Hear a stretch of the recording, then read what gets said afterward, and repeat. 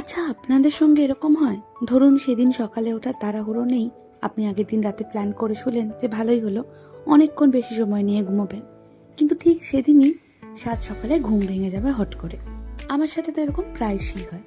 এই শনিবার আমাদের দিদি আসেনি, তো ভেবেছিলাম বেশ অনেকক্ষণ ধরে ঘুমাবো। ও মা, কোথায় কি! যাই হোক, একটা জিনিস আমি একদম ভালো বানাতে পারি না, আর সেটা হলো চা। যেহেতু আমি নিজে চা খেতে খুব পছন্দ করি না, সেই কারণেই হয়তো চাটা আমার দ্বারা খুব ভালো একটা বানানো হয় না। তাই জন্য যেদিন যেদিন দিদি আসে না, চা বানানোর দায়িত্ব থাকে অনিমেষে, সকালবেলার চাটা। তো এদিনও ওই সকালবেলা চা বানিয়েছিল। টুকটাক ঘরের কিছু কাজ ছিল, সেগুলো সেরে নিয়ে চাটা খেলাম দুজন মিলে।